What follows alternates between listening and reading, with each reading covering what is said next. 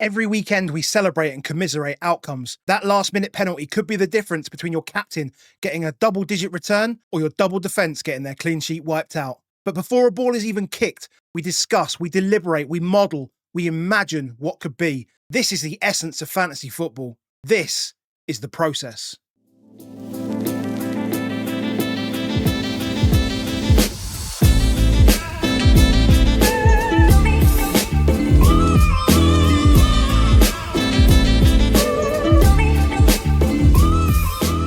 Right, guys, welcome to The Process by Above Average FPL. My name's Adam. I'm joined by Baker.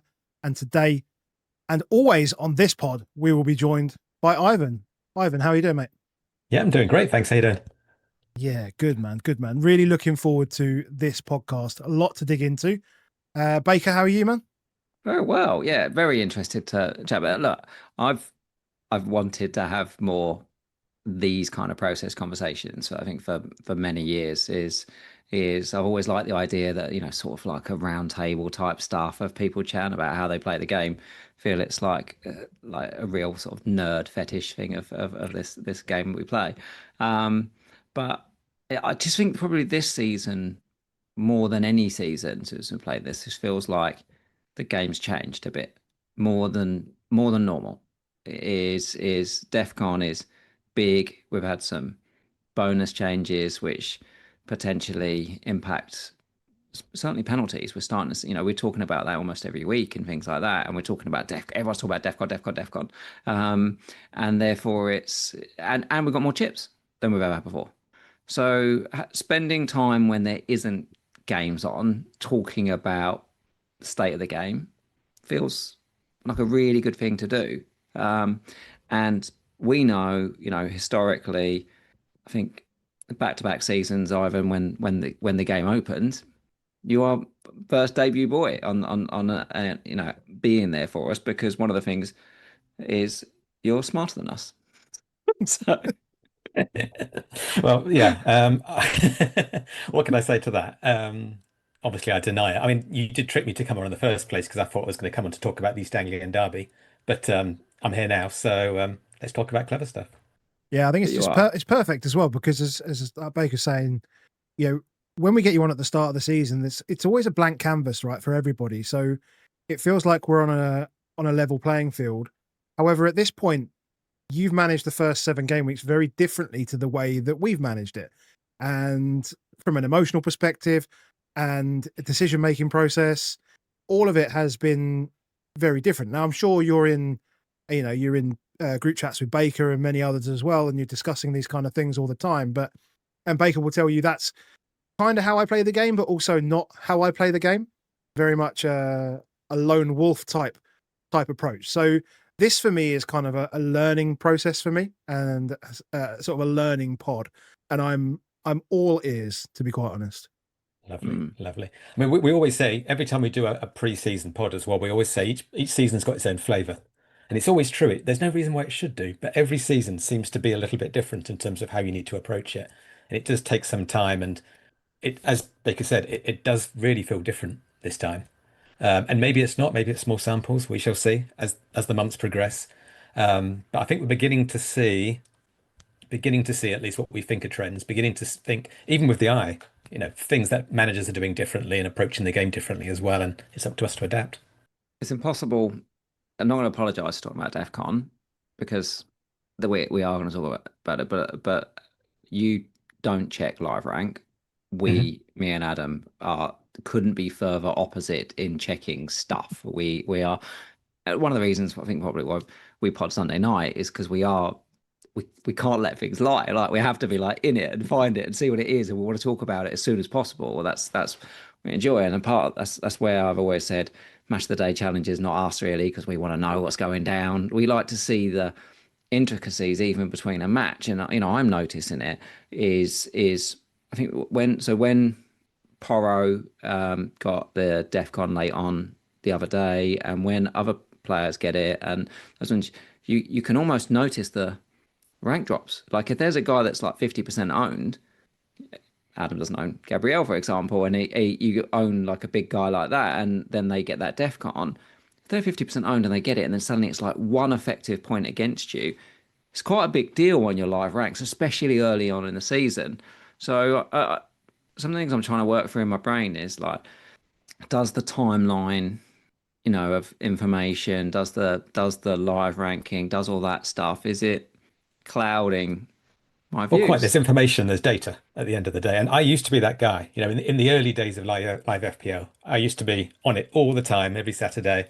I've gone up 2000, I've gone up 300, and, it's a roller coaster of dopamine, if nothing else. Yeah, yeah, yeah, yeah, yeah. So, even purely from a mental health thing, that's not good for you. That's not good for you. But ultimately, it's a case of, there's information out there, but are you actually using that? Does it actually help you to actually play the game better? And I basically came to the conclusion that it doesn't. We all know about tilt. We've all done it. Mm. And even, I can be tilted even though I don't look at rank. You've had a bad week, so it's just a matter of quantifying that pain more than anything else. So I just like to strip it back. And, I've played for a long, long time now. So maybe it's just because I've just played for so long. But I don't feel the need to have a look at that rank and to measure absolutely every bit of suffering and every bit of progress. I know how the game should be played, in my eyes at least. I try and play it that way, and then get on with my life, and just save that energy for the decision making rather than the tearing your hair out, really. Does transferring a player out before he's even played in a game week count as tilt? Is that? I think it does, Adam. I Yeah, think it yeah, does. okay. And Okay. yeah, I don't know why you asked that question, but how is Just Semenyo checking. anyway? Semenyo's good. He looks good in my team. He does look good in my team now. He does look Yeah. good. I mean, what I would say is I don't look at my rank all the way through, and I don't think that's optimal. And it's just because, come game week 30, I've just done it for so long. It's just nice, essentially. So I Mm. think what would be optimal is at some point, obviously, if you have a certain target in mind, you probably should be introducing that in. Not live, absolutely, but maybe you should. And I used to say when we used to have one set of chips, once chip season's upon you, maybe that's when you want to start looking at your rank, and then you can measure the amount of risk you want to take.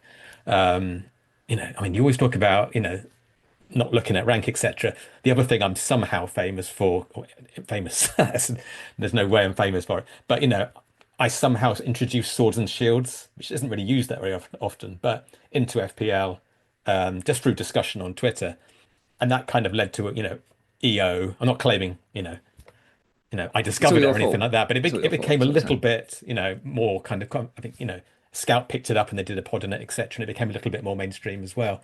So going back to what I was saying, so I think it probably would be optimal to start looking at some point, and then you can determine the amount of risk, the amount of swords, the amount of shields, to get where you want to be. So Mm. I don't claim to play it optimally. I just play it in the way that I enjoy it. But I also think by doing so, I just save my energy to actually making the best decisions. And bearing in mind, I've brought Brendan Johnson in game week 4, it doesn't always work. You can blame me for that aspect. You're in a group Yeah, chat I with was me, ill. so I was ill. So you was a bit ill as well. You was a bit ill. How are you feeling about this season so far? We're 7 game weeks in, and I guess that's probably a first question: is how are you feeling about it? And is 7 weeks enough for us to start thinking things, having so I mean, beliefs? I'm enjoying it.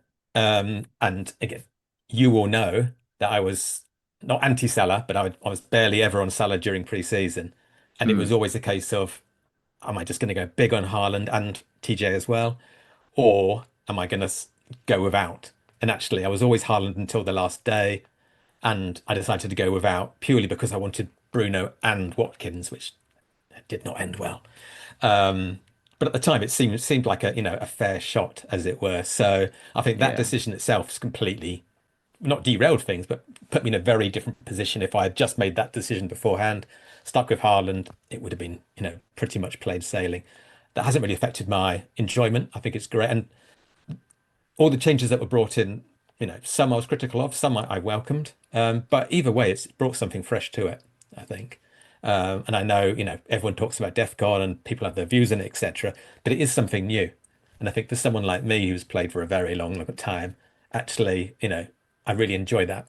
And the bringing in the 5 transfers last season, I think I was close to thinking, is this for me anymore? But it's got me right back again. So, whatever they've thrown in as the rules, I'm enjoying it. When you overlay the 5 transfers things as well and think actually this game now compared to if someone had been like, I've stepped away from this for 2 years, you come back. Mhm. and then see this, and then we've also got these AFCON transfers. It is quite a different game than it was 2 years ago. Very much so. Very much so. But I think it had to be done. I think it had to be done. So, I welcome it. And, some of us old timers can be quite critical when these new rules come up and, that's going to break the game, etc. It never actually does. I mean, assistant manager last year was mad, but hey, it was all, all part of the learning for FPL as well. So yeah, we'll look at what's in front of us. Obviously, 7 game weeks, as you say, it's a small sample. And we could say things today, and in another 7 weeks, whenever, we could be laughing at that because it's all back again. But that's the fun of it, essentially. But as I say, even if you actually look at the matches themselves, you can see throw in set pieces, etc. There are ways that the managers are approaching the game differently, and therefore the outcomes are different for FPL, and it's up to us to adjust.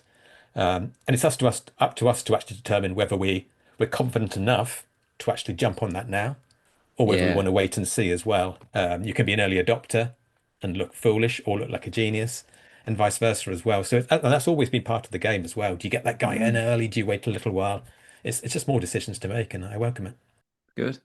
It's good. Let's get into it.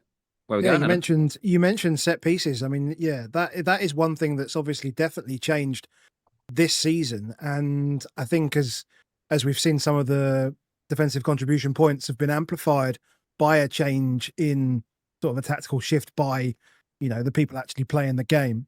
So the first thing I think we want to look at is we want to have a look at the set piece numbers and see how that does look so far, 7 game weeks in. So for those listening on audio, on screen, we've basically got a table, and we're calling it the rise of set plays. So what we've got is we've got each club, the number of goals they've scored from set plays and number of shots, the XG they've generated from those shots, the percentage of goals from those shots, the percentage of shots. In fact, explain to me the percentage of shots, Baker. I'm just trying to. So it's the percent. So that's the percentage of their shots. Oh, sorry, it's the percentage of their total shots. Percentage of their total shots that are actually derived from set plays.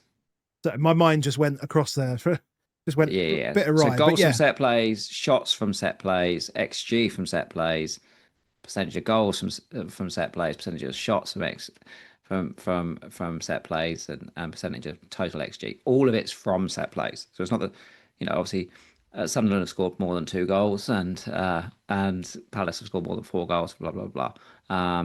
But that's where that's the share that we're currently in, and this is ranked by the percent of total XG. On this one, I would say set piece XG. I remember having a conversation with Luke some time back. I don't even think it was last season, might have been the season before, and we were talking about set play XG, and it is really bloody noisy. And he was talking to me about how noisy it was, and I was like, "Is it though? Like, we use this a lot." And then I think ever since that conversation, I notice it all the time how noisy it is, because sometimes not only do you have is like often the chances are in the 6-yard box, aren't they? And often often they are just so minute between I didn't get my head on that ball and I did get my head on that ball, and that one is 0.8 and that one's 0. Like, it's so almost binary in terms of the numbers for them that suddenly, like, one game. You mentioned this as soon as you looked at this, was how many teams did you notice, Ivan, that have already played West Ham? Pretty much all the top ones. So all the top ones. Massively skew it. Was it Sunderland, Crystal Palace, Arsenal, obviously not West Ham, Everton, then Chelsea, and bizarrely Nottingham Forest at the bottom as well. So and Spurs as well. But most of the top ones have. So that's obviously going to skew things. So I think when looking at this is one of the questions I wanted to pose on this around the process things is, we talk all the time. It's really common language, isn't it? That get the set piece takers.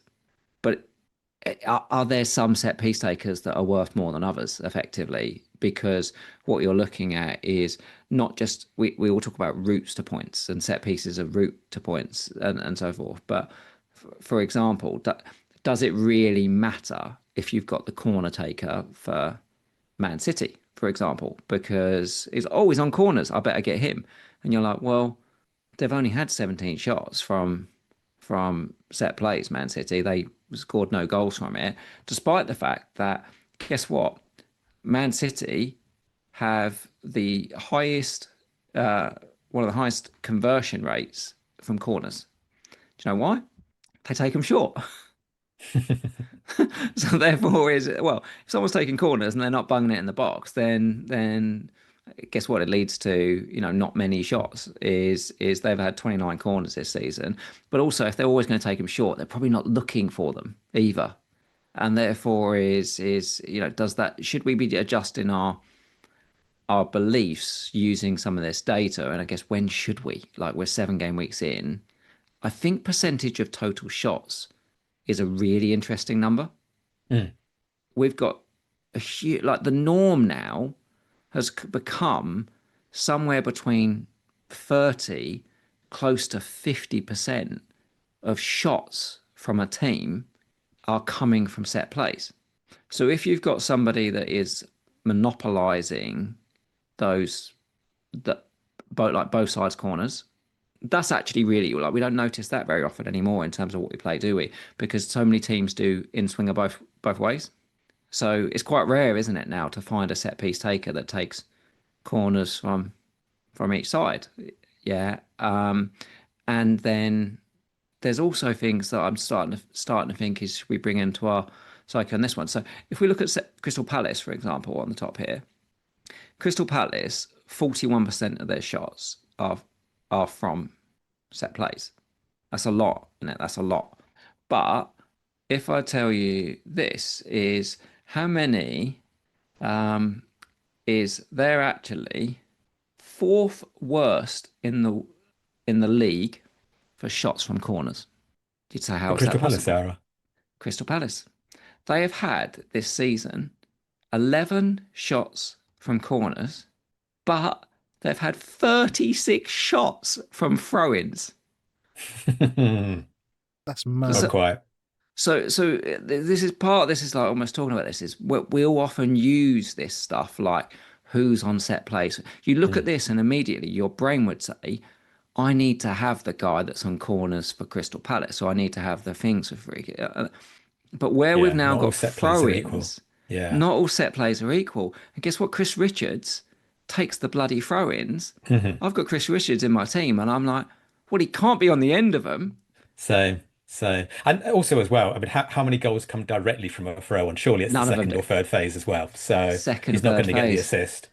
I mean, it's really interesting. I was reading earlier on. I think it's only Manchester City, Aston Villa, and Nottingham Forest are the only teams who haven't had a shot from a long throw. Yeah. This season. So everyone else is doing it. Everyone else is doing it. And it's certainly more economical than just normal throws. But again, so yeah, it's the guy on set plays, obviously. So the guy taking corners, great, and even from a bonus perspective as well. Sorry, Baker. I got that wrong. It wasn't 36. They've had 36 set play shots, 11 from corners, 15 from throw-ins. 36 would have been an incredible way to 7, but they've had more from throw-ins and then the rest are free kicks. No, absolutely, absolutely. But yeah, throw-ins have suddenly. So if you're in terms of throw-ins, when you're looking at these numbers, in terms of the where we end up with the shots. So Brentford have had 27 shots from set plays, 14 of them are from throw-ins. So being on the corners for Brentford. So that what I'm trying to work through in my brain is now is there. If we're going to start being hybrid managers, grass managers, or even analytics managers, do we almost need to be questioning this data more than we've ever questioned it before? Because actually there's a little bit more in it to try and work out what our pick is. It would certainly be useful to have not set plays, to have everything lumped under set plays. So you think you need to have from throws as well, split out penalties as well. And that would be tremendously useful. Because being on corners, I think is far better than being on throws. Yeah. So yeah. And I mean, it's interesting, isn't it? Just the reliance on set pieces now is crazy as well. I mean, you could argue it's just because you're generating a whole new load of shots from throws that you were never going to get before. And the number of corners and the goals from corners are staying the same. Same with free kicks. So is it just the throws that are skewing this? Or is it because it's a really, really physical league now? No one goes offside anymore. There's loads of control. And actually, everyone's got set piece coaches in and are just squeezing every last bit out of it. Probably a combination of all of them. What are you taking away, Adam? I don't have any Arsenal defenders. That's what I'm taking away from that. You see, I'm very much on. Yeah, it's more on like the picks for me. I understand what I'm seeing, as you say, like having the separation between corners, free kicks, and throw-ins would be extremely useful because and looking at those from free kicks even more so because free kicks are always going to find their way into a dangerous area. Even the outswinging ones are pretty damn dangerous because you've got the angle, to attack the goal, not in the same way that you do from a corner. So you're more likely to have somebody taking free kicks from both sides than you are to have someone taking corners from both sides because you still were able to create a different angle from that. Yeah. Yeah, I've noticed that actually. I've actually noticed, like I said, it's almost like inverse, isn't it? There's a lot of free kicks now where, as much as it's in swinger corners, a lot of people tend to be the outswinger, which makes sense because you're trying to play it past the line for the guy to attack it. Yeah, and you can't create a corridor of uncertainty from corners in the way that you can from a free kick as well. And you do create that sort of jeopardy in there where centre backs are facing the wrong way and having to move towards their goal. It does make sense. I guess you lose a bit of pace on the ball, whatever, but I think what it comes down to as well, if you want to be really, really reductive, and it's half joking but half true as well. When you look at things like DEFCON as well, when you look at the number of set plays, who's getting on the end of the throws, etc., just get the big lads. Just get the big lads. just get the top. I've got Big Dan Burn, mate. I'm in. Exactly. But all the strikers will be, the big name strikers. They're all big lads as well. Your Seskos and your Isaacs. I said last time I was on as well, and there's a lot to be said for it. I think Baltimore, Haaland. Yeah. It all adds to this game of what's everyone playing at? What everyone's playing at set plays because everyone's got loads of big lads. It's big lad league. That's what we're in, and therefore is trying to work out these guys. It's worth it. It's becoming. Would I be surprised? Normally, the most highest goals for a defender in the league is normally about 5. Certainly from a centre back, Gabriel's like raised the bar by trying to get to like 5 in a season. These aren't huge numbers, but would you be? I wouldn't be surprised this season if we started getting the 7s, the 8s. Yeah, and I do start to question myself a bit more on this. Is if we know something, should we act sooner? And therefore is, for example, I'm watching Richards take throws, and I know I can see Gay there, and you're like, it's just going to Gay every single one, and that's almost like more dangerous from throws than they are from corners. So I think a lot of people would say, hey, Lacroix is always the target on corners. Well, they're getting more chances from their throw-ins than they are from the corners. So I guess taking wildcards aside, it's about the value of your FTs, isn't it? Value of your free transfers. And historically, it would have been absolute madness to do that. I'm selling Richards to get Gay because actually he might get on the end of a header. I think these days it's less so. I won't say it's an absolute yes, we definitely should be doing it, but it's absolutely less so. Especially in a world where if you wildcard correctly, you've got brought in 5 defenders who are largely set and forget until your next wildcard. Or certainly, if you get the DEFCON guys, a good bulk of those, your 4.0s or your 4.1s, you're set and forget. You've also got Haaland as captain, perma captain, etc. There's an argument for say, well, where are you spending your transfers? You're hopping around those midfielders, and maybe you have the luxury transfer or two to actually do those defensive changes and do a little tweak as well. It is surprising to me that, and it probably doesn't surprise a little bit why Arsenal are favourites for the title, and actually Liverpool and Man City are so reliant now on their open play stuff at the moment. Is that their set play stuff is virtually non-existent. Trent Alexander-Arnold must be like, what the hell's going on here? But it almost verts, for example, well, if they're not taking any shots, then it's just not a good. It's not. You can't score. You can't get assists if they're not doing anything from set plays. We also live in a world where Arsenal are getting criticised for being over-reliant on set pieces, though. So it does work both ways. But that's fine for us in FPL, right? That's fine for us in Yeah. FPL. We want to absolutely. lean into these kind of skewed nuances in the way the game's leaning. And like as you say, the funny thing about Liverpool being that they ultimately literally just chopped their leg off before the game just changed in front of them. It's literally like they broke the arc and then the world flooded and they went, oh shit, I've not got an arc anymore. Yeah. It's everybody else has seen what Arsenal have done and gone, well, we can do that. Like we've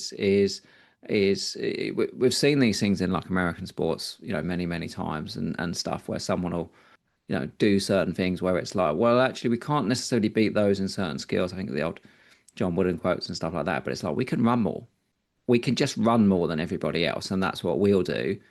And then see where that takes us. And this is a bit like that to an extent, where it's okay, we've seen an opportunity here, which was set plays. The reason one of these has gone up is for certain teams is we're now chucking throws into the game, as well as we're doing and actually other teams are much better than Arsenal are now at these direct throws. Is Arsenal, was it last season, was it PSG, whatever it was, when they started, and it was like, what's these long throws and everything? But is Palace, Brentford, and Bournemouth and Sunderland, they've just gone, we're just gonna suddenly add a new weapon to what we do. Round 1 to 2 shots a game extra from throw-ins it's a big deal. Yeah. And it will play out. The more people are taking set plays, those guys, when you think about things like bonus, they're going to just keep getting those 1 points all the time for key passes. They're going to just keep doing it. And if the shot's on throw in a target, key pass? if someone takes a shot, it's a key pass. Is it? No, but is it though? But it never is from the throw. That's what we were saying, is it? Because there's always a touch, and then there's a shot. Oh, okay, yeah. Sorry, yes.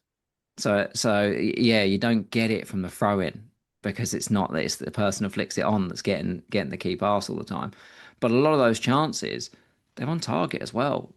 There was a moment in the game on the weekend when Chow had a shot, which I think initially it didn't go down as a big chance missed because he jumped in the bonus and you were like, oh, it's a shot on target, like cross come in and he's had a shot and it's been saved.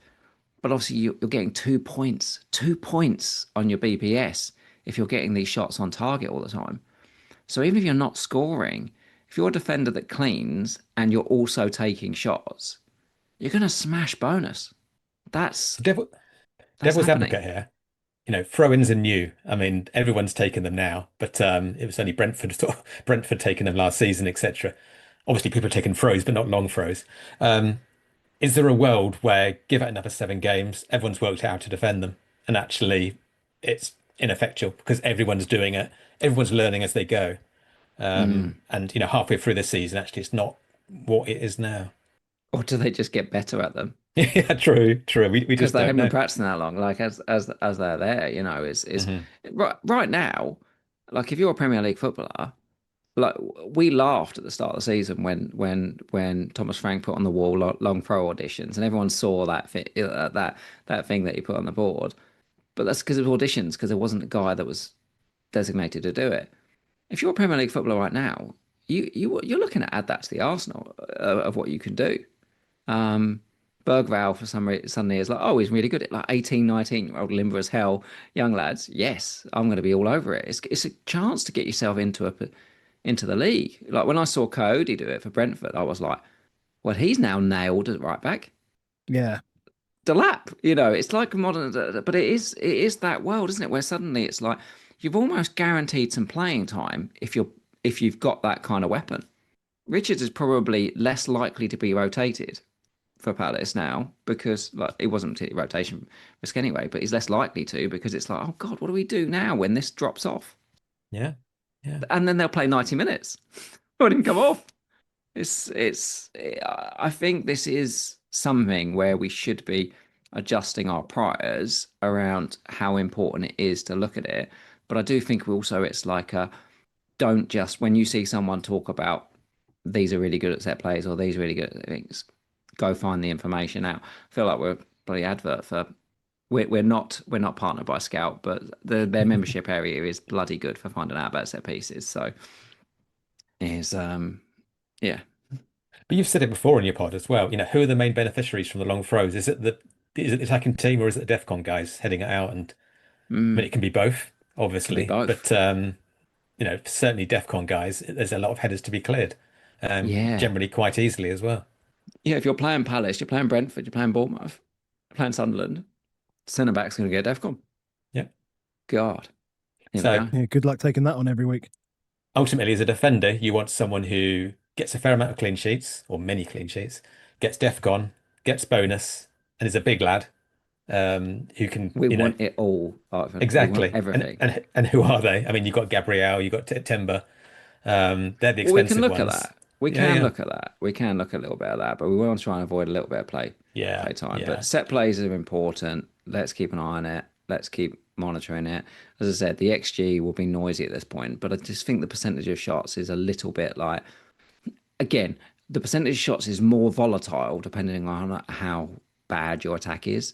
So Yep. Wolves at the moment with 30%, well, they don't take many, haven't taken many shots. Burnley's pretty similar in that world, but there's other guys where they've taken a lot of shots this season, and therefore we can start to maybe take some things of, well, that's how they attack. And I think Palace and Arsenal immediately spring to mind. If you look at the, say, percentage of goals for Newcastle, well, it's 50%.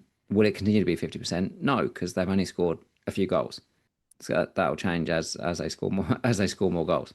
Like you say, will Chelsea's continue that over performance almost to an extent of the amount of goals scored?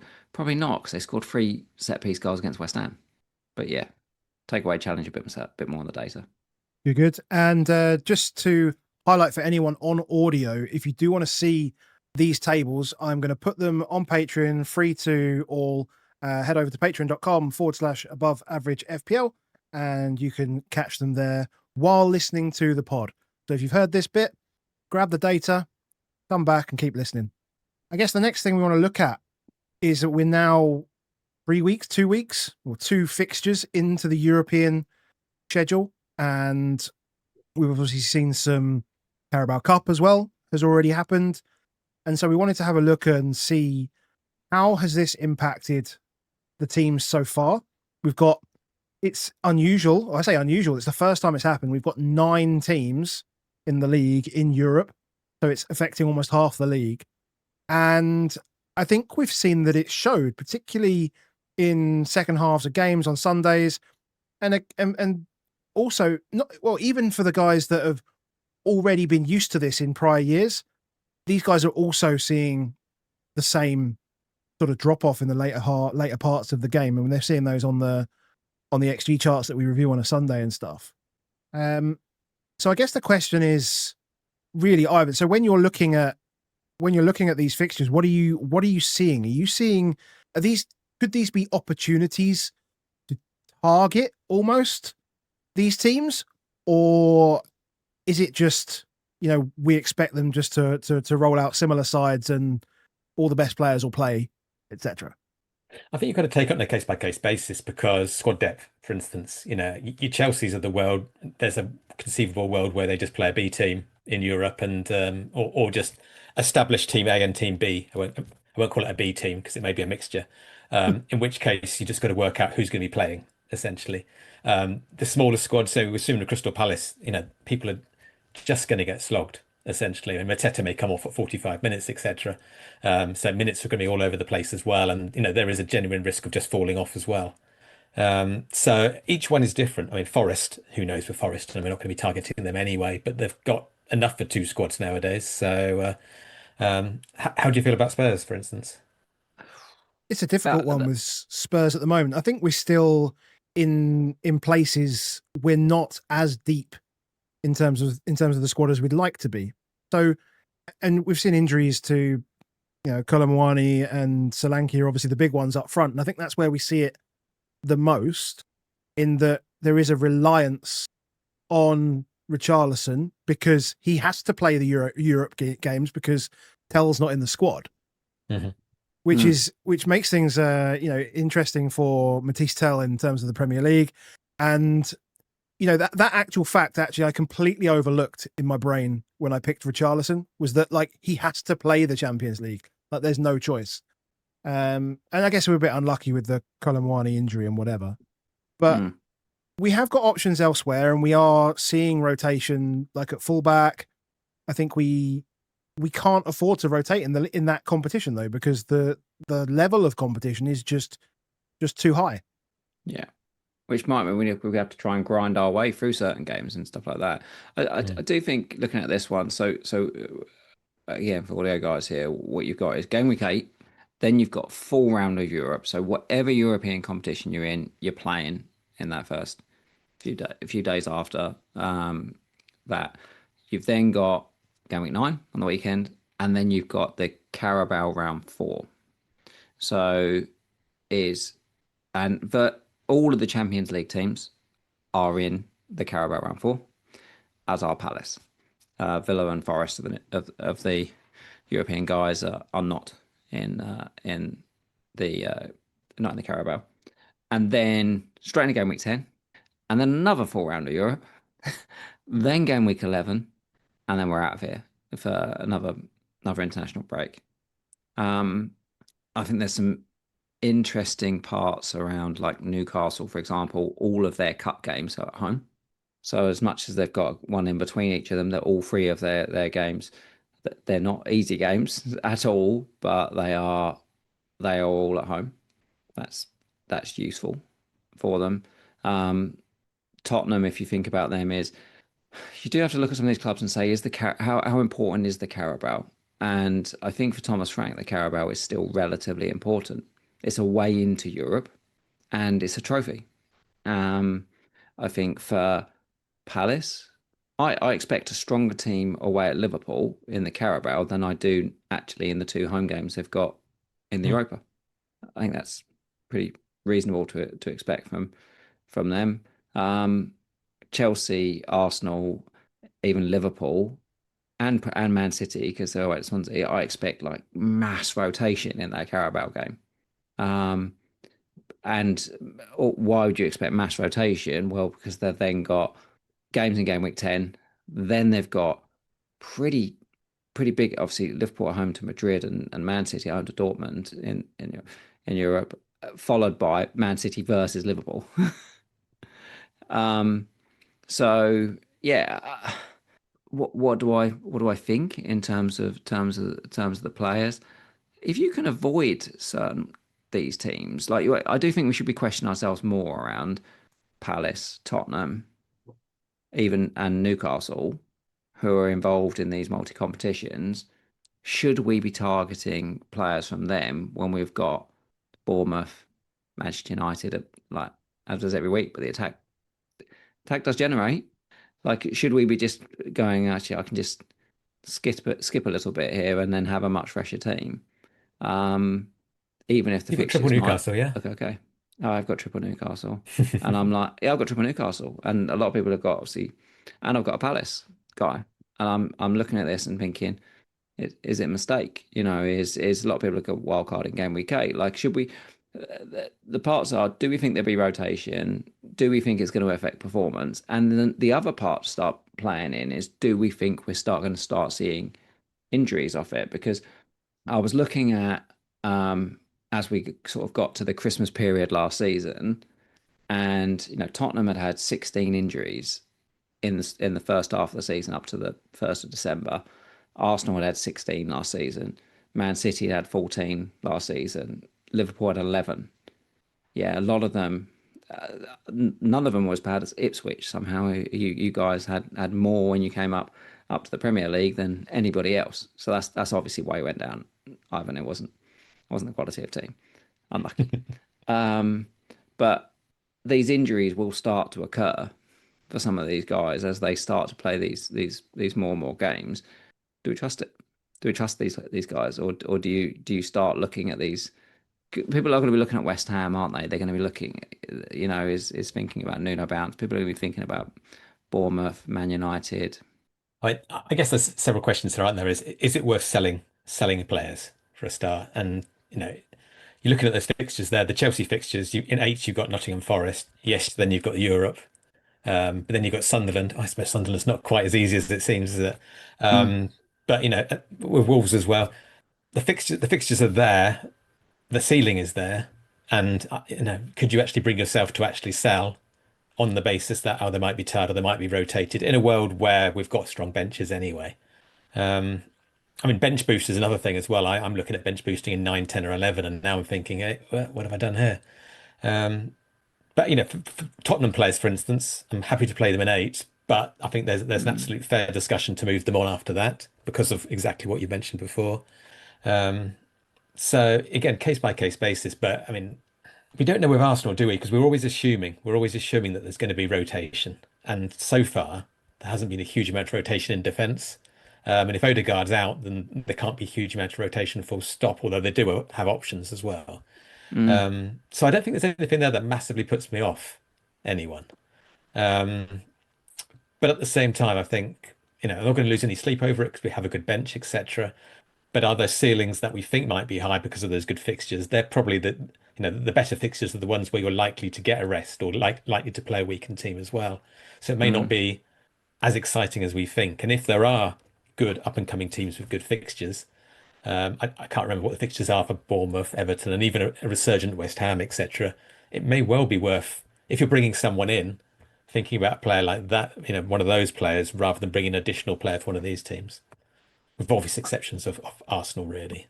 I mean, looking at Arsenal initially, I mean, I had a quick look and saw that, from the week before the European competition started for them, so that was game week 4, through to the most recent game against West Ham, it's only Raya, Gabriel, and Gyökeres that have started every game.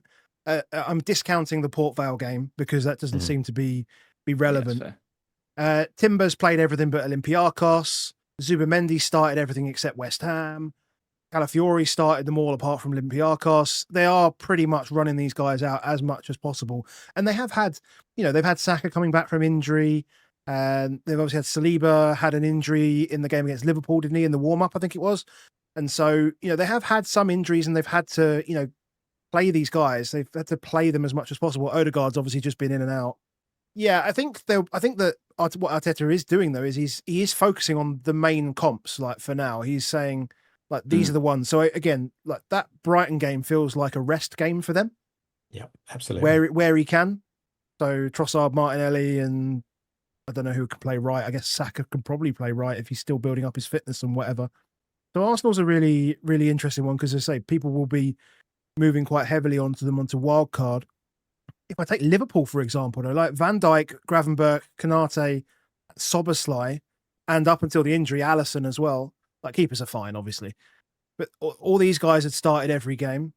Newcastle, it's Tonali, Dan Burn, Nick Pope, and Livramento until he got injured. So there's an argument these extra games are causing an issue, potentially. With Newcastle as well, what were they doing at the beginning of the season when they had matches as well? They were just rotating, just stinking the games out. They were just stinking it out there, weren't they? They were just don't concede, just don't concede. So I'm jealous of you having Pope. I do wonder though, as much as we would previously talk about European rotation, should we be offsetting the fact that we now have 5 Champions League places? These teams, let's say bar Nottingham Forest right now, are still going to chase Europe in some form or another, and we're probably not buying Villa guys anyway, so let's take them out of the equation a little bit as well. But the top 5 from last season, Palace and Tottenham, all of those will have European ambitions this season, and therefore you can't afford to miss.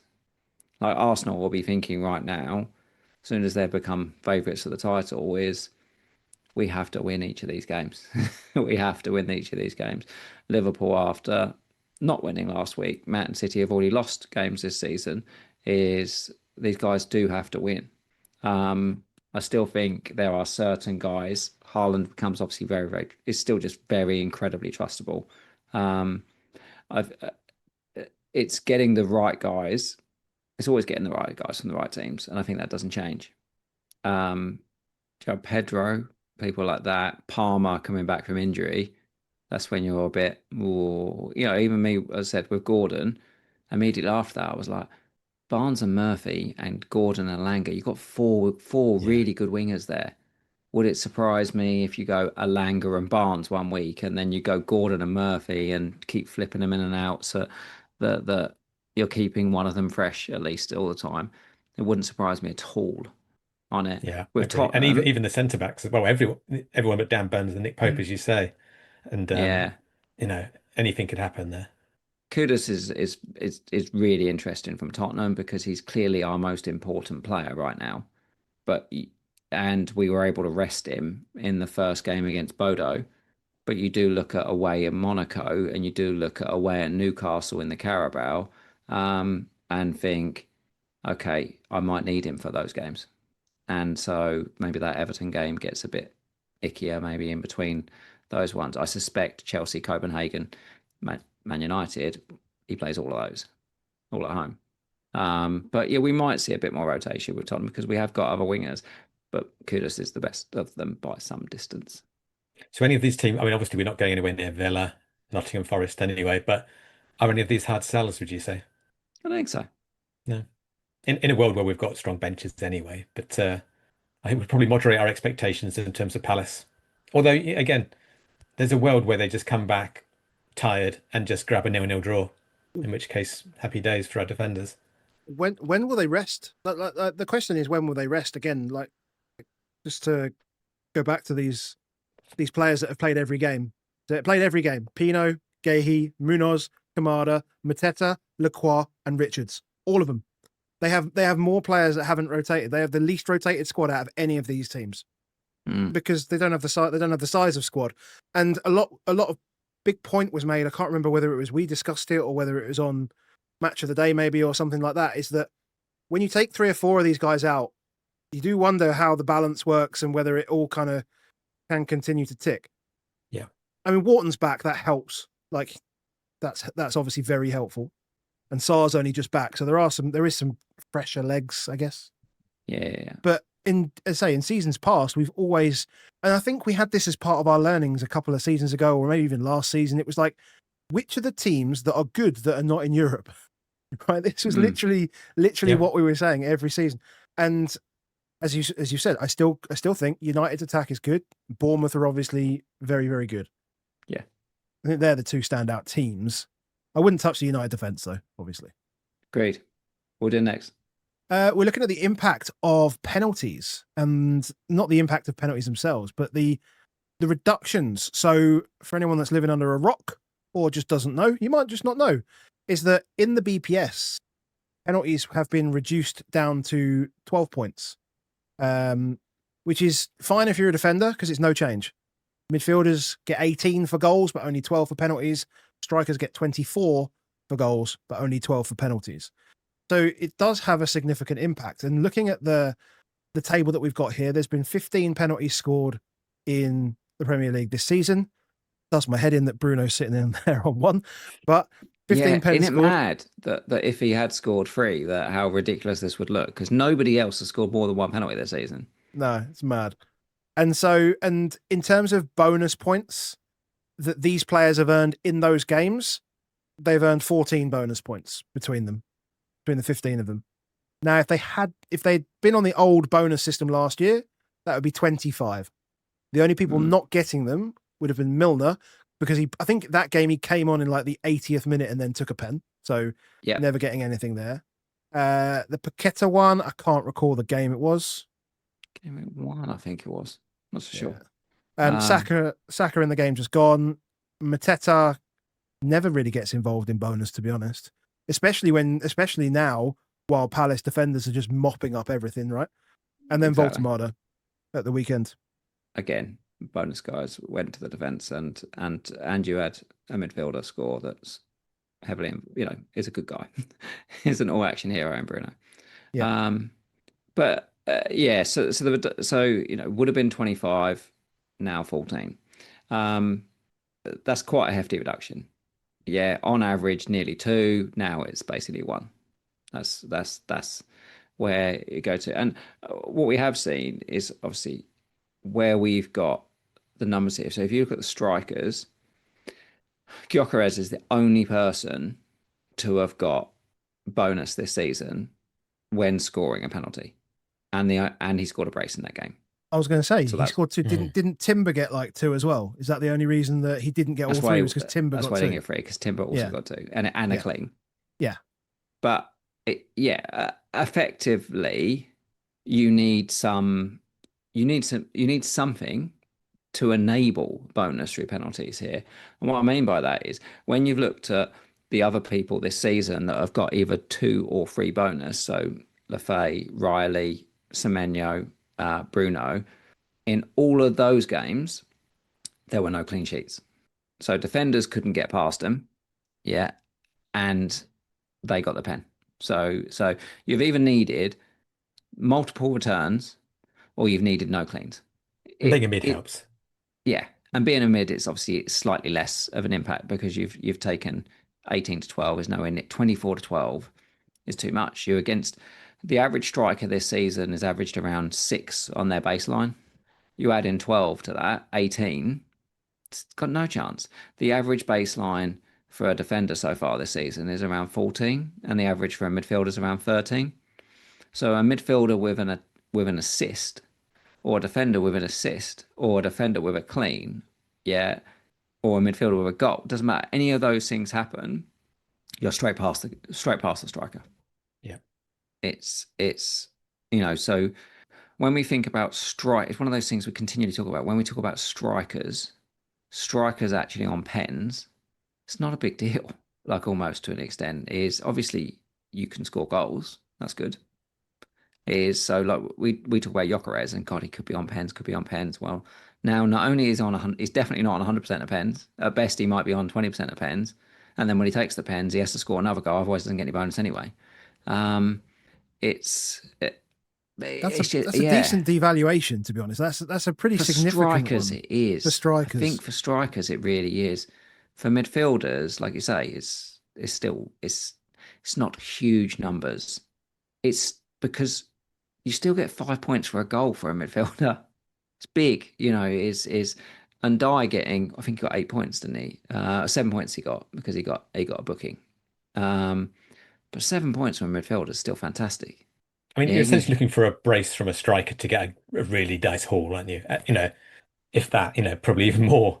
But compared to what midfield, it's so much easier for a midfielder to get the equivalent haul than a striker. I mean, obviously, being on penalties is great because you get a chance to score a goal. Yes. But it's certainly demeaned further. And it just adds to the overall discussion regarding how much money are we putting in attack in a world where we've probably got Haaland, Gyökeres, João Pedro, etc. That's a lot of money that we're piling in there. Is it in the right place? But then ultimately, where else are you spending it in a world where all the other premiums aren't delivering or injured? Exactly it. I guess it's just for us is there is an adjustment. They're not as valuable as they were. Yeah. And if there were other options in midfield at the moment, then I think we would be pouring out of the strikers apart from Haaland, essentially. And that could well happen quite soon, depending on fitness of Palmer, etc. Because obviously Saka's back. But yeah, one to watch. Definitely one to watch.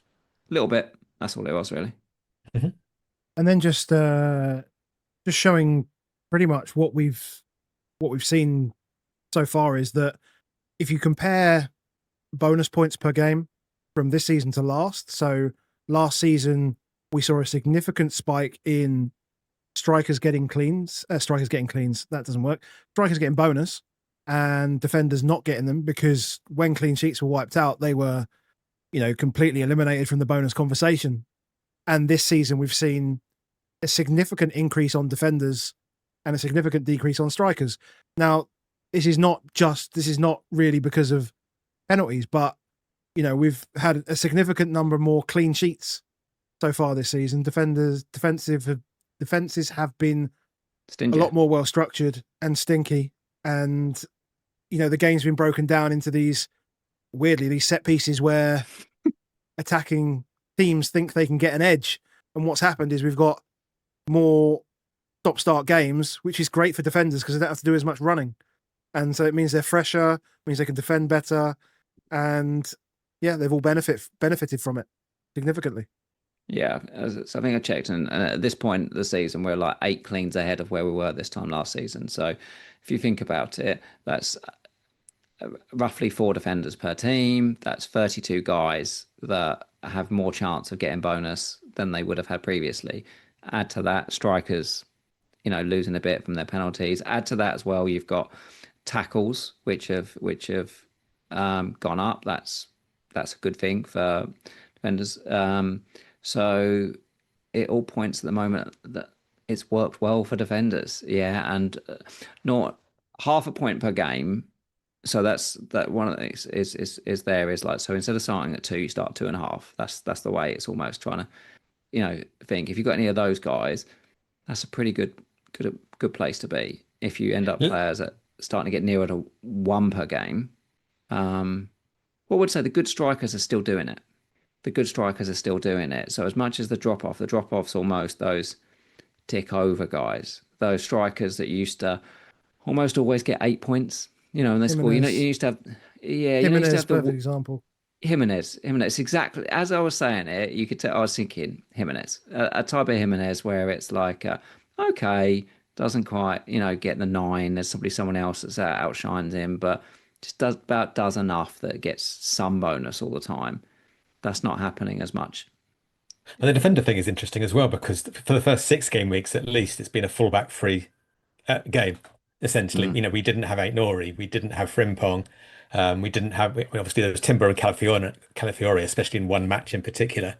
mm. Um, and then all of a sudden, Timber this week and Munoz all We of a lost sudden. one. So they could be back, and obviously they'll be hoovering up bonus as well as should they return. Um, Mm. Now I would like to see that. I would like to see that to give us something a little bit extra to think about. Apart from DEFCON, give us an alternative to DEFCON as well. And there is a world where that does happen. Well, let's go chase whether we think we have to go full DEFCON or not full DEFCON in both defenders and midfielders. I think that's all we've got left, is it?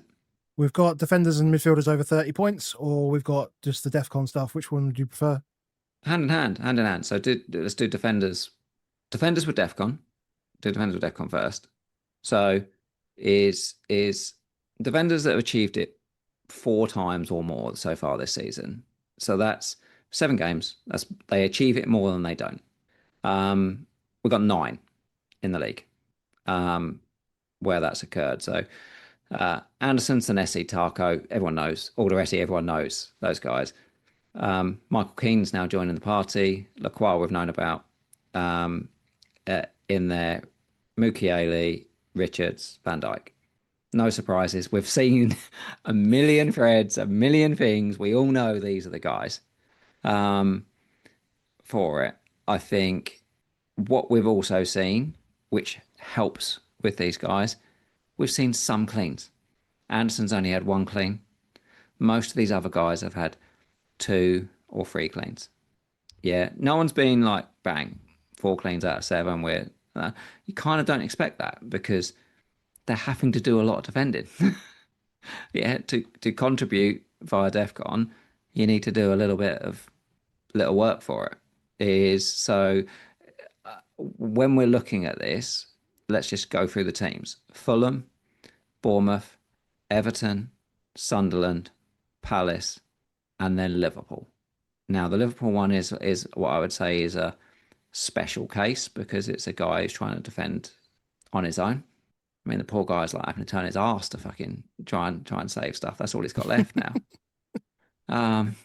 But these other guys is what I am starting to think about is though, is it enough? So Anderson's Anderson's got 40% of his points from DEFCON. But Can we? it's 4-5, right? Is that fine? Is it Is that fine? fine? I mean, so Richards has 25% of his points from DEFCON, and he's kept more cleans. I mean, he's just part of a better defense. I think is the answer there as Well, well. I mean, you can look at Munoz. So he's got is it 36 points, I believe. So Go to he's go to he's the up there. defenders over 30. Go to the defenders over 30 points this Yeah. season, and then that's you Yeah, so 36 crack on. points, 1 goal, 1 assist. And I think Munoz owners would probably say he's been unlucky to not come away with more, Mm. over those games as well. So by underperforming attacking, he's still matching his peers, albeit at a higher price. But it wouldn't take much for him to actually deliver on that price, an extra attacking return here or there. Because he's not immune to DEFCON as well. So there's a case of someone where, we've just gone cheap, but actually there is a world where he could be worth it. He could be worth it. I really tend to agree on this one. So, if you look at this table, just straight glance says more white than yellow. Yeah, and the guys that are in yellow are the guys that we just showed on that previous ones. People that are achieving DEFCON more often than not. After 7 weeks, our brains will say DEFCON, DEFCON, DEFCON. Our timeline will say DEFCON, DEFCON, DEFCON. But when you think about DEFCON, DEFCON raises floors. Yeah, is a defender that doesn't get DEFCON that concedes gets 2 points at best, probably. If they don't, attack and return, blah blah blah. But these guys, you can almost afford to concede 2 goals if you get DEFCON, and you're still beating those guys that just lost their clean sheet. So those floors on those guys are there. But if you're not delivering attacking returns, if you're not, cleaning, if you're purely just if you're a boxer that's just purely jab and never throw a hook, yeah, I don't know. Yeah. Like is that really what you want, from your guys? I think it is, if you can go the other way and go, well, strikers are smashing it, midfielders are smashing it. They're really just piling in all the points. So what I'm going to do is it's that bit of trying to work through your brain of, am I going to make a strategic choice that says I'm going to keep my floor high with almost guaranteed DEFCON and make very little transfers and play these guys week in, week out? Or am I going to chase it a bit more and look for those ones? Like you just said, Adam, was it Timber scored brace against Leeds? Yeah. There's a lot here. There's a lot here in this table when I look at it that feels very, I mean, it's kind of just played out. So let's take outside of the DEFCON guys, because they're the ones we're sort of interested in, because we say we know the DEFCON guys. So in the top is Arsenal defenders. Okay. Great defense. Newcastle defenders stank up the first 5 games of the season, didn't concede a bloody goal. That will change. And then there's, we've just seen they're doing lots of set piece stuff as well, Newcastle. Yeah. And then you've got Gahey and Munoz just there. And then Chalobah, the only reason he's probably not up above 40 points is because he got sent off, and maybe Chelsea wouldn't have conceded 2 goals against Man United. Right? Yeah. So he's only got like 4 minutes in that game or whatever it was. And injured in another game. Yeah. Well, there you go. So it would be even more.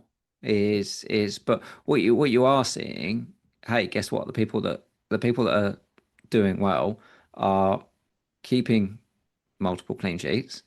They are getting assists.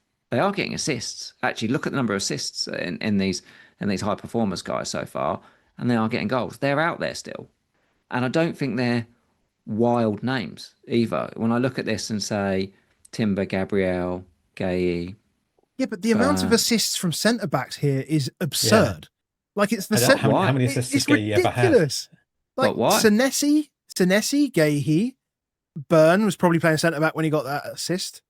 Oh no, he did the hockey assist at the weekend, didn't he? The hockey assist. Alderete, Lacroix, Chalobah, Romero.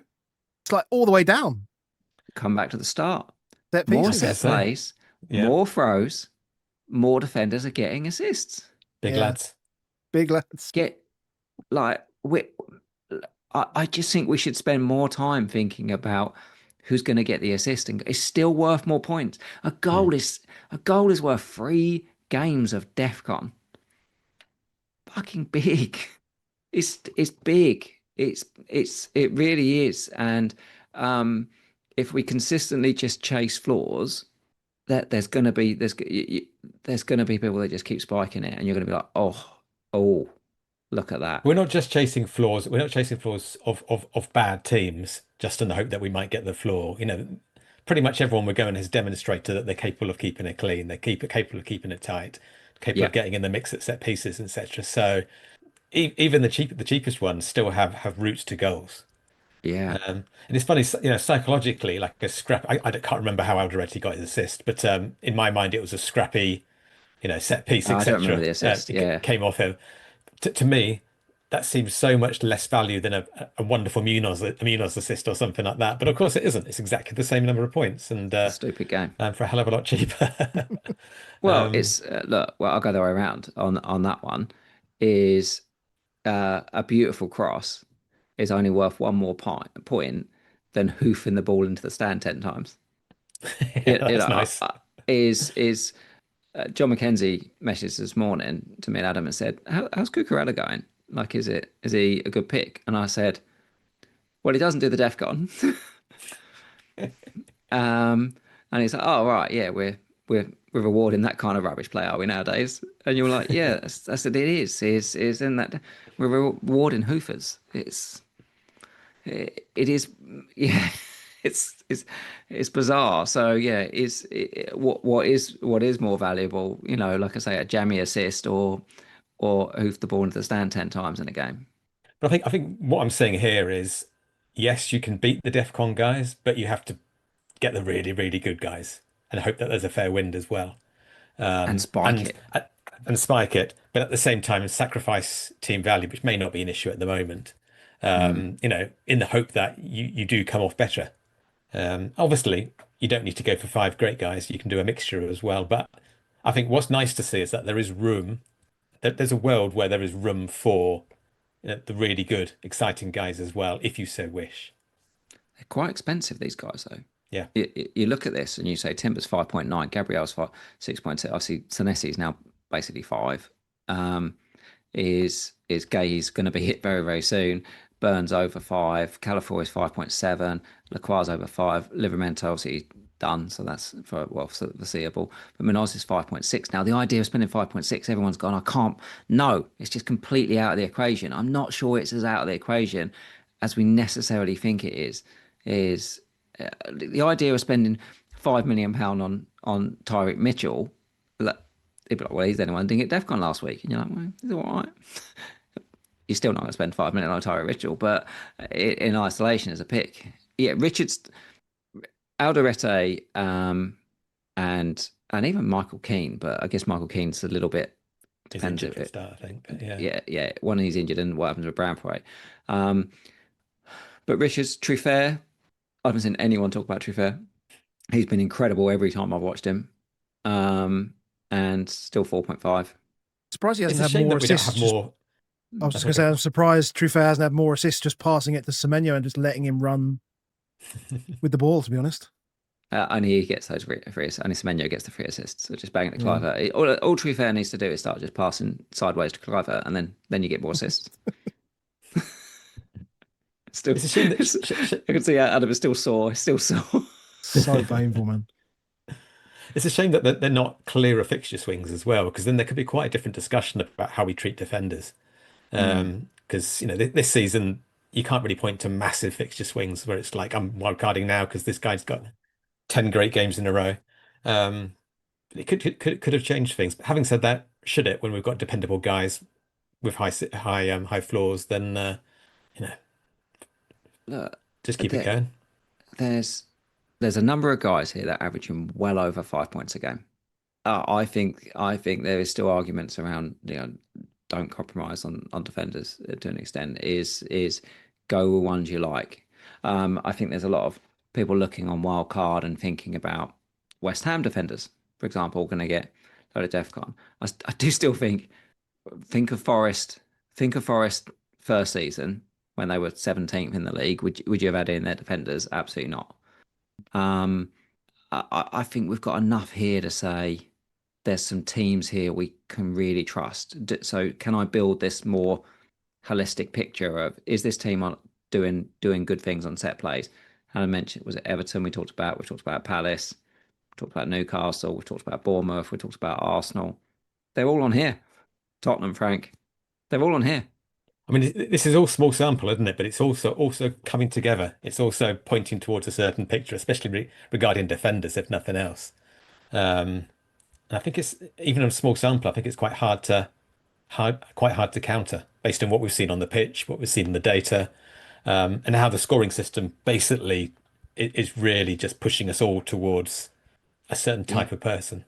Yeah. Can we just stop for a second and think that if this does continue, we could have potentially double-digit defenders getting pretty close, like pretty damn close to 200 points. That's literally that's a points total that was literally reserved for Trent Alexander-Arnold. Like it literally has his name on it. Yeah, That's literally insane. Mm-hmm. As you say, it does sound quite insane. It does sound quite When insane. you said like there's so many here above 5 points, so 5 points a game is 190 points, right, across 38 game weeks. So it is just insane. Yeah. Let me just get you the number of how many at this point last season in defenders had over 30 points. How many do you reckon? Over 30. Over 30 this point of the season. We did this as part of a BPS pod, did we not? Something like that. And it was something like 4. 5. Wow. Trent. My headphones are gone. Konate, Van Dijk. So 3 from one defence. Gabriel and Dalot. Wow. That's a lot. I didn't even hear the first 3 because I sat back and lost my headphones. Trent, Konate, Van Dijk. Okay, that The makes 3 sense. Liverpool guys. Yeah. Plus Gabriel and Dalot. That was it. James Justin didn't get there despite having a brace and an assist in the first 7 games. That's because he lost 4-2, didn't he? He lost 4-2 in Yeah, that do you remember that when he got a brace against Arsenal? No didn't bonus. Get a bonus. Yeah, the defenders are overpowered.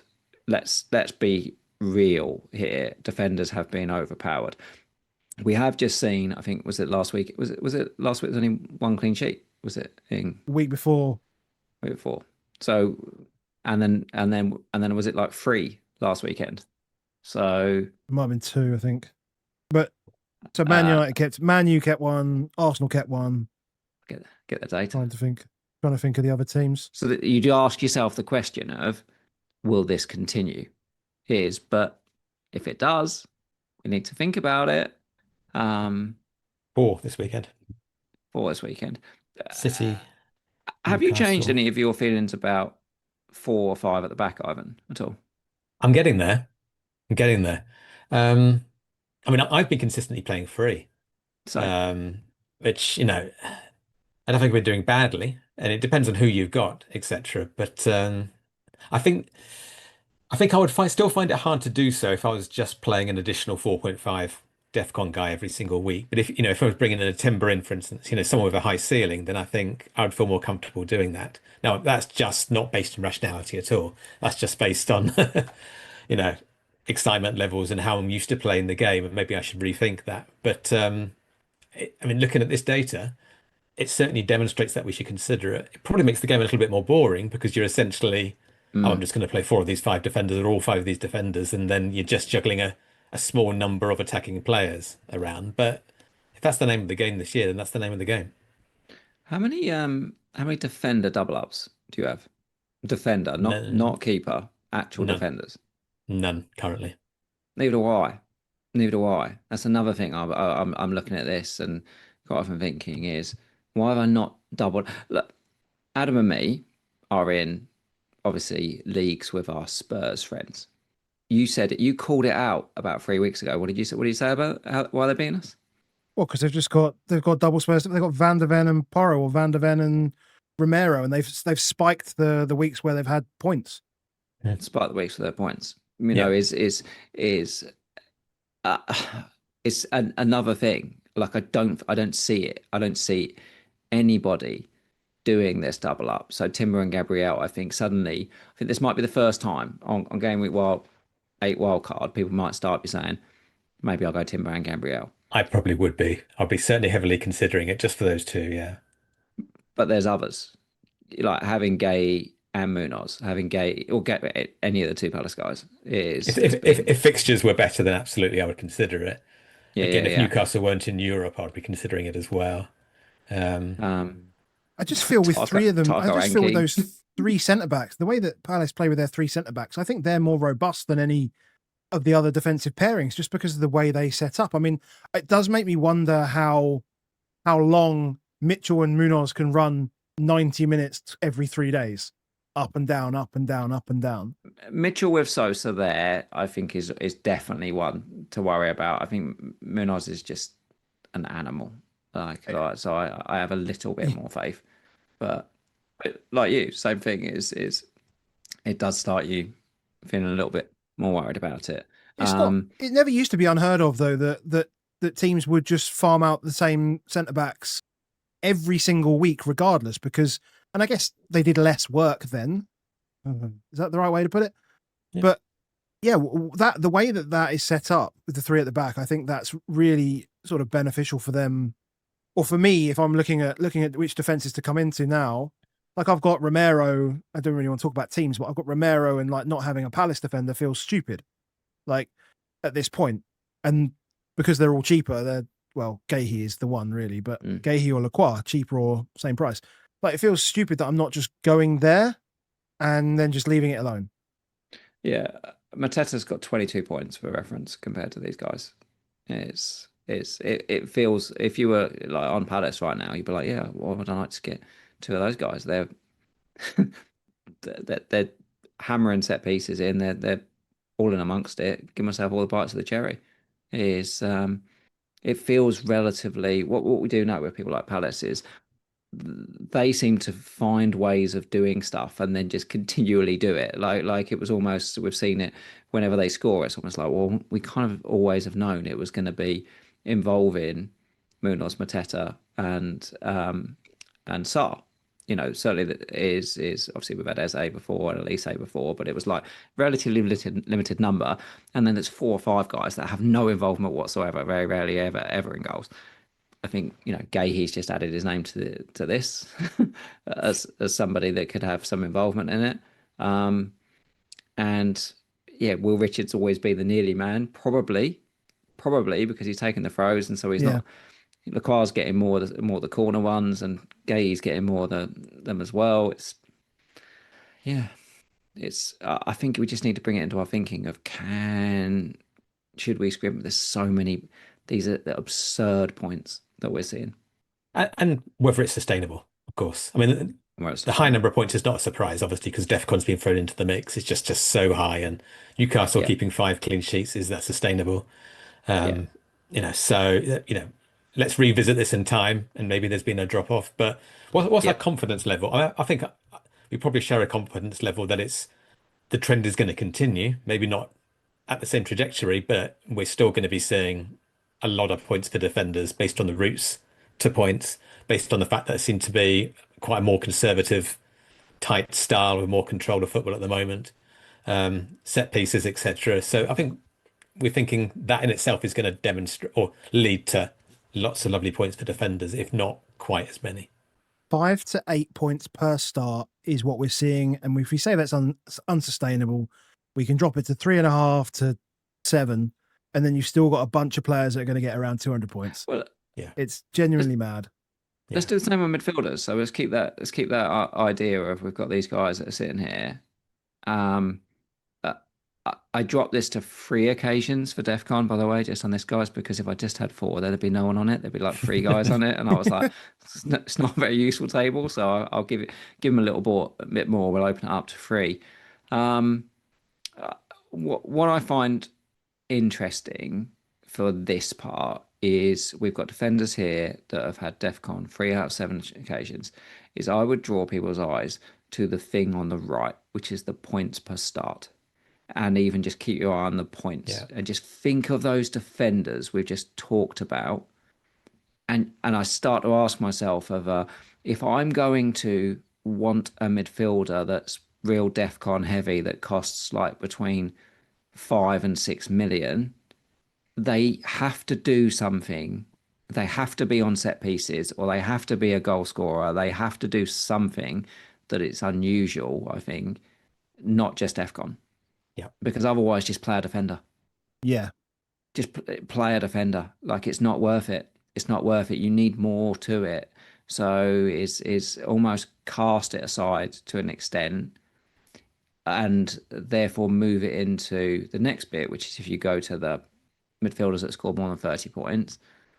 So if you look at this, there are 3 guys from that list we've just looked at that have scored 30 points or more, and that's Caicedo, Cullen at Burnley, and Xhaka at Sunderland. Which is amazing for Cullen and Xhaka, by the way. 5.0 guys that have scored over 30 points. Well played. But we did see Sunderland, percentage of their XG was from set plays.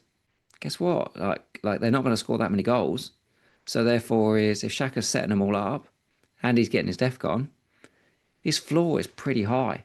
It's a great pick. In a way, it's a great pick. The question is though, is it? Is it? Is it? Yeah. That's the question. Like, is it that great, or do you find reasons? Would you find reasons all the time to not play him? But he's been good. Bearing in mind, you can only go as cheap as 4.5, so you're going to have someone in that position. Bench Cullen. boost, etc. as well. If I didn't have bench boost left, I may not be saying that. Cullen with 37 points already this season. It's crazy. Over 5 points a game. And then obviously Caicedo. And Caicedo's scored 3 goals. And your question is, how many goals do we extrapolate that out? We're what, a fifth of the way through the season? Just a bit under the fifth of the way through the season. Is he going to score 15 league goals this season? No, absolutely not. What did he get 5 last season? Maybe he scored. He got 5. Wasn't it something like 3? No, I don't think it was 5. Was it? Because I'm sure I saw that saw that he's the 3 goals before that he scored in like the last 111 games or something. Okay, but we don't think it's going to be 15. No, we don't think it's 15. So, but even if he only got 1, he'd still be on this list. Yeah, possibly a little bit of bonus lost and that, but he wouldn't be far off this list. He'd still be on around about 30 points even if he had one of those goals. He's going to tick. There's only one guy on here above £8 million. Yeah. That is the thing that I really did want to discuss is, I feel really uncomfortable. Like I was desperate to get Saka in my team because I wanted a £10 million guy, and I've got a £10 million guy, and obviously I've got Semenyo, who's not quite £8 million, but it won't be very long. But it feels like I felt when I didn't have Saka in my draft, it felt naked. It felt vulnerable, like having a load of guys between 5 and 8 million and nobody over it. It felt really weird. And I'm like, should I be changing my mindset on this? Because we've got a load of guys here that are chugging out points. I'm looking at Ndiaye. So, Ndiaye, people have described him as maybe one of the best value people in the game, on pens, etc. 3 goals, 1 assist, 2 clean sheet points, 4 DEFCONs. He's only got 5.3 points per start. So he's performing well, and yet he's no better than those defenders we're looking at. I better than those defenders we were just looking at. It's 3 goals in 7 games is a bloody good return from Ndiaye. Yeah, absolutely. 4 attacking returns in 7 in that, plus a couple of DEFCON, plus 2. Yeah, I mean, he only gets 1 bonus because if they're penalties, he's not getting his bonus. And then if you get booked a lot, which he does like to get booked, that doesn't help. A bit like Munoz, as he gets booked a lot, which then doesn't. That's why he's only got 1 bonus this season. But yeah, I find it hard to look at this and not think, okay, what do I have here that ticks all of my boxes? Then there feels more sustainable. Is Enzo, incredible pick, 4 points. Does he tick all the stuff we've looked at on here? Does he take set pieces? Yes. Is he on pens if Palmer's not on the pitch? Probably. It's a bit the old Saka Gyökeres conversation again, but look, he's took the last one, so I'm going to say he is. Rice. I mean, they take a lot of corners. And like you say, he takes a lot of free kicks. Yeah. Both direct and indirect. Like he shoots. Imagine a world where the team that's most likely to win the league and the 3 best picks might be the defensive midfielder and 2 of their defenders, and you can get them all for less than 20 million quid. And you can just play him every game for the rest of the season. He's got 40 points. He was on the bench in 1 game. Just absurd. Again, small sample size, etc. But who's going to step up? I mean, Bruno could be smashing this in another world. Um, Don't remind him, mate. but even then, Don't. he's It's reliant just on penalties he still. would literally be third in this table. Yeah. Literally be third. If he scores 2 pens, he'd probably be third, maybe second. Yeah. But then we've got to look at the variance of getting 3 penalties in 7 games anyway. So Who do you think's taken the most corners in the league so far this season? team or player? Player. Player. Declan Uh, Rice. 28. Declan Rice. Is it? Yeah. Second? Well, Saka's been injured, hasn't he? So I can't Entirely. say. It's Damsgaard at 21. That's quite a jump. Hmm. But if you look at these players and say they're probably not picks, Damsgaard's probably not a pick at 21. Is Lukic has taken the next amount at 20, not really a pick. Elliot Anderson, 18, probably not a pick anymore. And then Kudus at 18. So Declan Rice has really, in the guys that we're looking at as picks, taken like 10 more corners already. Who do you think's taken the most amount of free kicks, crosses this season? Declan Rice. Declan Rice. He's taken, so in total, he's done 36 set pieces, and Crazy.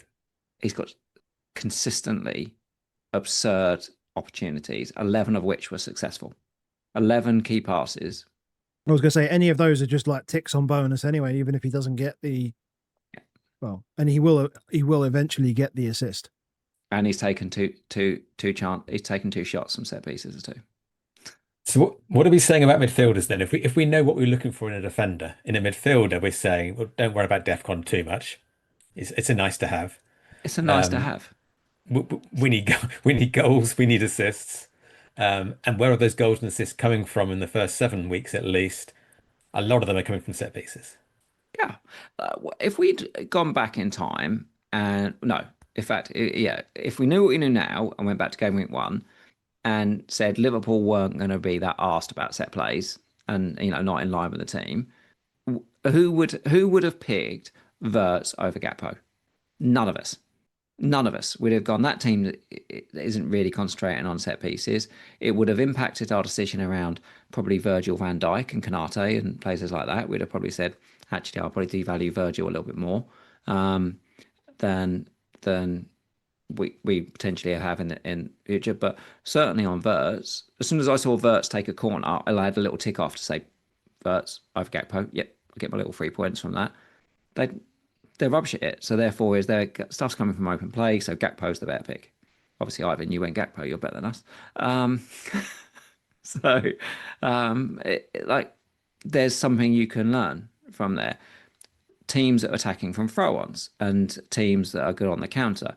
Actually, Ismail Assar it's really good for that. He will score goals out of their throw-ons this season. He's the liveliest man in that box. Like, Mateta's so laid back. Like you say, he's not the guy that's just going to stab stuff in. If it is going to be someone that tucks away something there, you feel it's going to be someone like Ismail Assar. Good pick. Rice and Kudus feel incredibly sustainable to me. Incredibly sustainable picks, Rice and Kudus. Enzo. Yeah. How do we buy a new another wild card? Have we all pressed it? Have we all done our wild card so far? No. Yeah, 6. Yeah, we're done. We're just helping everyone else beat us. Everybody's already beating me, mate. No. Shit. That doesn't help us, does it? Yeah, we're stuffed. We're stuffed, mate. We're stuffed.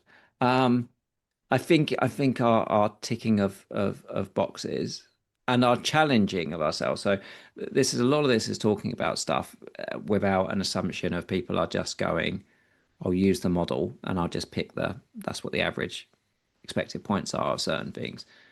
I think still this case is we can still use these things to almost challenge some of the model's expectations and ask the right questions of people that are involved in it, like our Solio guys and stuff, is how are you valuing this stuff? So, and that's where, in a perfect world, you can get an edge over the models as well, because the models are absolutely fantastic. I don't use them just because I prefer to do it without them. I have the deepest respect.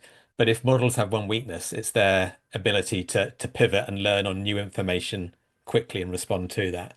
And as humans, we can do that too quickly quite often as well. So some of the 100%. stuff we've been saying could be laughed at in a few weeks' time. But that's where we could have an edge. If we're seeing something genuine, not just in the data as well, but also in terms of the way teams are setting up, in terms of how managers are saying they're setting up as well. And we can extrapolate from that. That might be an edge that the models will eventually catch up on.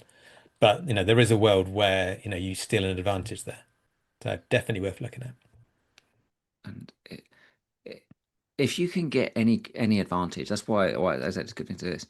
There's so many chips. There's so much stuff going on, and all of those things increase luck in this game. To me, is if you give more get outs, you can, you didn't have to plan so well because you're going to get 5 transfers in AFCON. Yeah, and you happen to get lucky in the first few weeks, then you've probably got transfers stacked up, and you probably haven't used any of your chips because you've done really well. And then we might never catch these guys. These guys that you're looking at in your leagues that are 30, 40, 50 points ahead of you, we might never bloody catch those guys. But we got to try. That's the fun of this game. That's all. That's Right. literally all we can do is try and. Football's massively variance Huge. anyway, because it's very small numbers of goals, etc. So we're playing this mad game where it's just crazy variance, and all we're trying to do is bring a little bit of pattern identification, as it were. We're trying to solve it as best we can within a huge fog of variance. But the best thing we can do, really, I think, is try and see patterns as they emerge, identify what is a pattern versus what is probably not a pattern, not get carried away, but also be able to identify something quickly enough to go on it, get there before anyone else, and with a little bit of luck, you can come out on top. Well, that's it, isn't it? That's We're it. done, We can't do it. Can't say anything else. Ivan, love this episode. Love this. Love the start of this new series. It's been absolutely fantastic.